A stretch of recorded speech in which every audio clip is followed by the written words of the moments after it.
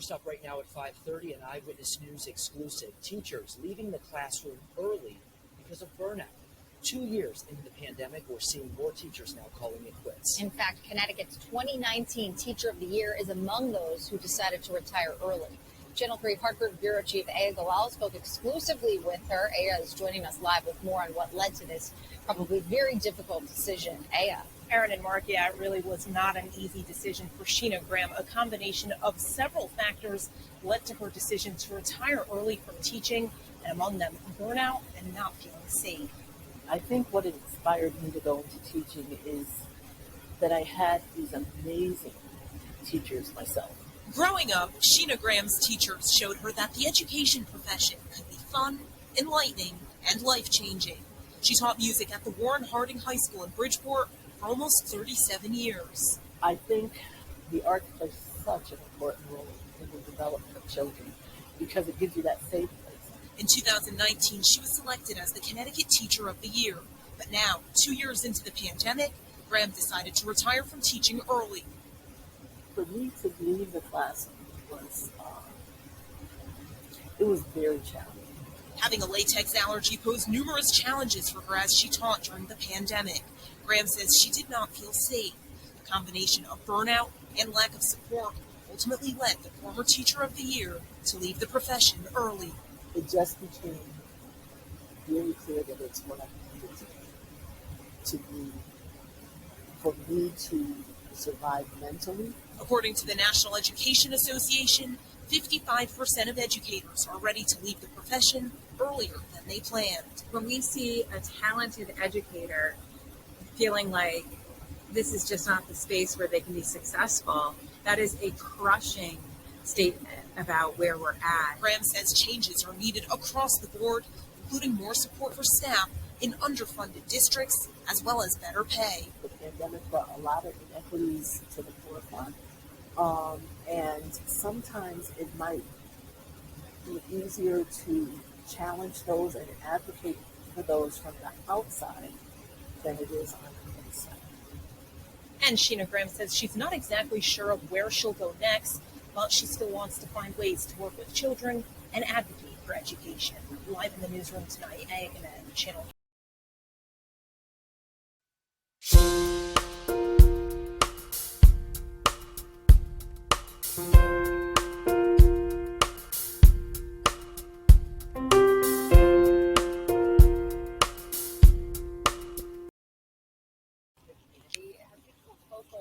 In the debate over teacher pay. He says he has to leave his job in education because he simply does not make enough money to raise a family. News 8's Katie Wisely explains how the North Montgomery teacher came up with this decision. Katie. Good morning. Not only is Andrew Everts a teacher, but also a high school basketball coach. He didn't make this post to focus on the low wages, but to inform his students and parents of his future plans. Everts did tell me that if his post can help other teachers in some way, then he's glad to be able to do that. Everts and his wife just had their first child, Jack, last summer. He says his salary was right around $38,000, plus a stipend for coaching the basketball team. During the season, he worked about 80 hours a week, but says it's not enough to raise a family, especially since the couple plan to have more children. I could kind of see this coming, but I've been thinking about it for a while. And finally, we've had some medical minor issues with our son. He's totally fine, but, medical stuff is really expensive. And so because of that, we've had to make some decisions, and we had to cash in retirement accounts and stuff like that. And I thought, you know what, this probably isn't right. I'm probably not in the right career if I have to do stuff like that to support my family. The new father's wife teaches art at the middle school and high school and plans to continue to do so. He says the school district was understanding of the situation. Right now, the coach isn't sure what he'll do, but he says he's had a lot of positive feedback and opportunities since making the post. His letter comes as state lawmakers just passed a budget they say provides money for teacher pay raises statewide.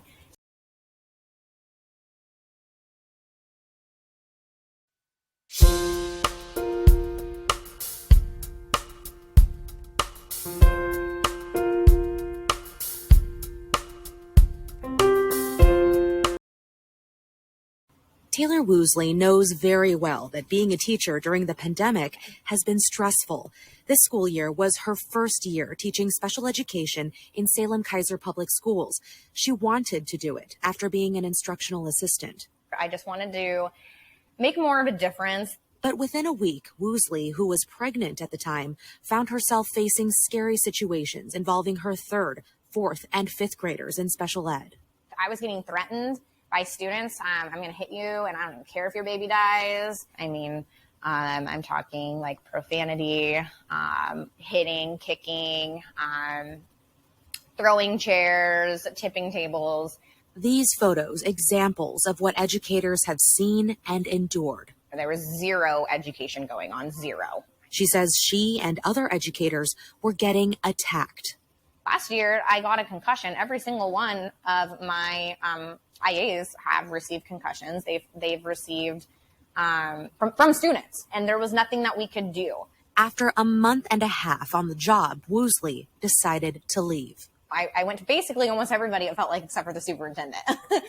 And nothing was changing. I am Danielle Hardin. I am a 4th grade teacher in the Salem Kaiser district. This is my first full year teaching. Danielle Hardin has also pretty much made up her mind. She's leaving at the end of the year. My classroom has been destroyed multiple times. She says students in her general education class have assaulted her twice. I morally cannot stay in this if something doesn't change, because I feel like it's displaying to students that I have to stay in abuse. Hardin says she and her family had for years considered moving. Now the stress has helped solidify her decision. I feel like teachers and parents alike have had enough. That was the sentiment at Waldo Middle School, where nearly all licensed staff signed this letter to the superintendent, asking for more counselors, behavioral specialists, and school security officers, as well as consequences for students who misbehave. I think our response is first to acknowledge where our staff are coming from, and then to ask how we can help. That's Ethan Udosinita, Salem Kaiser's assistant superintendent. He says while they're seeing more physical and aggressive behavior this year, in prior years, behavioral issues seemed to spike at certain times. For instance, before winter break or spring break. That was the case this year as well. We, in partnership with our Teachers Association, went and did some visits at Waldo so that we can assess together what the climate was like in the school. Udosinita says at schools like Waldo, where there seem to be more disruptive behaviors, the district increases security presence, not through the use of school.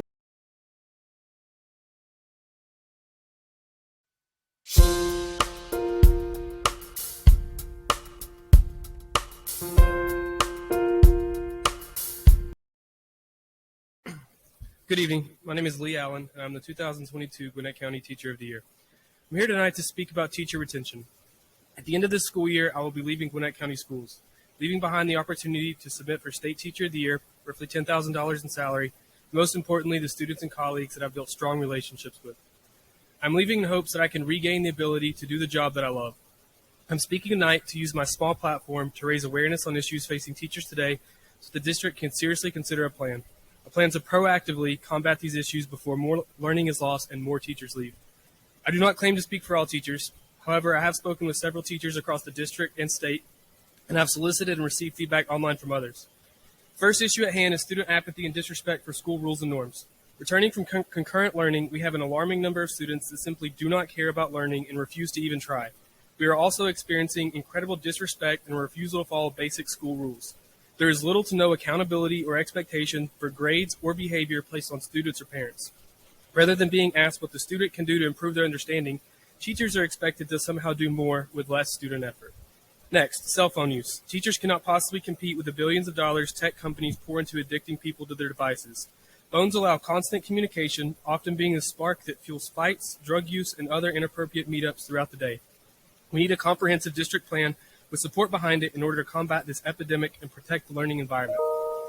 Lastly, there is a huge disconnect between administrators and teachers. The classroom in 2022 is drastically different from just 3 years ago. Most administrators have not been in a classroom full-time in years or even decades. Many teachers currently do not feel understood, valued, or trusted as professionals from administrators and the decisions that they make. Many decisions seem to be short-term band-aids placed on gaping wounds. While these issues are not new, and there was a negative trend in these in education before 2020, the pandemic has acted as a catalyst and turned a slow negative trend into an exponential crisis. I won't list complaints without offering ideas for improvement. First, all administrators from the school level and throughout the ISC should be required to spend 1 week immersed in a high-needs classroom without a suit, without people knowing your title, and in the same room all day for an entire week. If administrators truly care about improving the issues, then they need to understand what is happening. You cannot understand the issues in planned visits or 15-minute observations. Next, smaller class sizes need to be a priority. 36 plus students in an academic class makes it near impossible to manage post-COVID behavior while effectively meeting the much higher post-COVID needs of every student. 25 students in a sheltered ESOL class is not what's best for Gwinnett's diverse student body.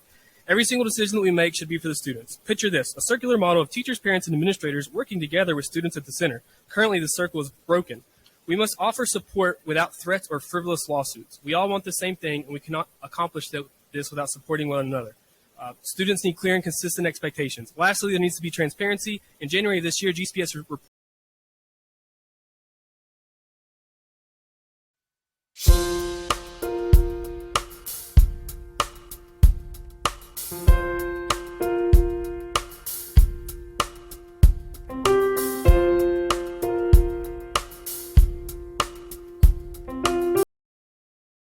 that Texas shooting. They died trying to shelter their students from the gunfire. Katie Crowther spoke with local teachers today about the fears they face every time they go to work. It is an unfair question teachers wrestle with every day in their classrooms. How do I protect my students knowing full well I might put my own life at risk trying to save them? That is what I have to do. So if something happens, like it's me, I have to make sure they're safe. And I think that is what those other two teachers dealt with. Like, it's without a question. So today I looked around the room like, okay, if something did happen, this is where I would put them, you know. Raw emotion from the far north side of Milwaukee, where Tania Fisher is a first grade teacher. Some of them live in not the best neighborhoods where they do hear gunshots, you know, daily and whatnot. And school is supposed to be an escape from that.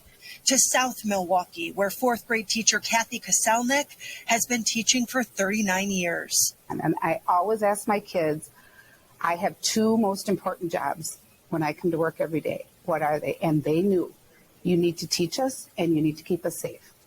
And so they knew that, then they were okay. Teachers would lay down to like protect a kid that is not their own, right? Because they are our own. Those kids are my kids. I've been with them for almost 180 days. We spend a lot of hours together, so those are my kids. Absolutely any staff in this building would do what some of those teachers did in Texas and step in. Teachers once again trying to reassure students they're safe and address tough questions. What if a bad guy gets in our building? Sadly, Kathy's had these talks for years now after each school shooting in our country. But she's noticing each time there are less questions and the class can move on a little quicker. I hope kids aren't becoming too desensitized by hearing about this too much.